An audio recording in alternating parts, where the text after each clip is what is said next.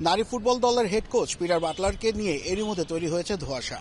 অর্থাৎ সিনিয়র যে ফুটবলার রয়েছেন তারা কিন্তু অস্বীকৃতি জানিয়েছেন এই ইংলিশের অধীনে কোচিং করবেন না বলে, এবং জুনিয়র যে ফুটবলার রয়েছেন যারা ক্যাম্পে অবস্থান করছেন এবং সেই সঙ্গে কিন্তু তার পিটার বাটলারের যে নির্দেশনা আছে সেটি কিন্তু তারা মানছেন। অর্থাৎ বঙ্গবন্ধু স্টেডিয়ামে তারা ফিটনেস ট্রেনিং করেছেন, সেই সাথে কিন্তু টেকনিক্যাল যে বিষয়গুলো আছে সেগুলো নিয়েও কিন্তু তারা কাজ করছেন এবং জিম সেশনে কিন্তু তারা নিয়মিত অংশ নিচ্ছেন। সেই ধারাবাহিকতায় সোমবারও কিন্তু তারা নিয়েছেন অংশগ্রহণ, এবং এই বিষয়টি সবসময় আসছে সামনে, যে ইস্যুটি যে বাংলাদেশের মেয়েদের ফুটবল কিন্তু সবসময় কিন্তু সারা বছর থাকে না মাঠের খেলায়। অর্থাৎ যখনই একটা সুযোগ এসেছে ফেব্রুয়ারি উইন্ডোতে সংযুক্ত আরব আমিরাতে খেলা, তো তার আগ দিয়ে এমন একটি বিদ্রোহ অবশ্যই দেশের ফুটবলের জন্য ভালো কিছু বয়ে আনে না।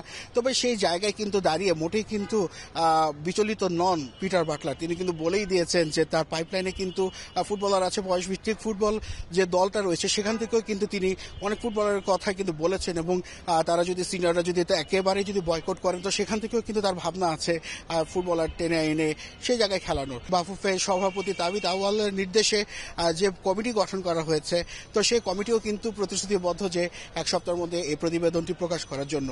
তবে ঘুরে ফিরে কিন্তু আবার সে একই কথাই উঠছে, অর্থাৎ অক্টোবরে শেষ কিন্তু সাফ এশিয়ান কাপে অর্থাৎ দক্ষিণ এশিয়া শ্রেষ্ঠত্বের লড়াই কিন্তু জিতেছিল বাংলাদেশের মেয়েরা। তো সেই জায়গায় দাঁড়িয়ে আসলে প্রায় 4 মাস পর আবারও যখন আন্তর্জাতিক অঙ্গনে ফেরার কথা মেয়েদেরকে, তো সেই জায়গায় তাদের এমন বিদ্রোহ কিন্তু ফুটবলের আকাশে কালো মেঘের ঘনঘটার একটা যে ইশারা সেটি কিন্তু দিচ্ছে। মেয়েরা কিন্তু বলছেন যে অযাচিত হস্তক্ষেপ এবং সেই সাথে আরো যে বিষয়গুলো রয়েছে এবং সেই জিনিসগুলো কিন্তু আস্তে আস্তে সামনে এগিয়ে আসছে। অর্থাৎ তাদের ব্যক্তিগত জীবনে হস্তক্ষেপের পাশাপাশি ফুটবল মাঠেও নাকি অনেকভাবে কটূক্তি করেছেন এই পিটার বাটলার, এমন অভিযোগও কিন্তু মেয়েরা করেছে।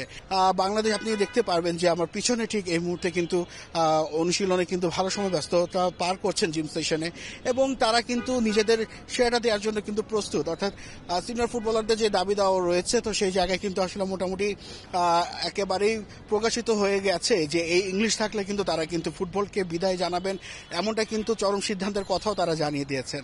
তো সেই ক্ষেত্রে আসলে কতটুকু এগিয়ে যাবে দেশের ফুটবল সেটি কিন্তু এই প্রশ্ন কিন্তু ঘুরে ফিরে বারবার দেখা দিচ্ছে। কেননা 4 মাস আন্তর্জাতিক ফুটবল থেকে বাইরে থাকার পর যখন নতুন করে আলোচনায় এসছে, তো সেই জায়গায় আসলে এমন একটি সিদ্ধান্ত অবশ্যই দেশের ফুটবলের জন্য ভালো কিছু বয়ে আনবে না। এবং জুনে আপনারা ইতিমধ্যে জেনে গেছেন যে এফসির যে বাছাই পর্ব রয়েছে সেখানেও কিন্তু বাংলাদেশ অংশগ্রহণ করবে। তো সে তার আগে এমন একটি পরিস্থিতি ধূম্রজাল তৈরি করছে দেশের ফুটবলে। নাসিফ শুভ, যমুনা স্পোর্টস, ঢাকা।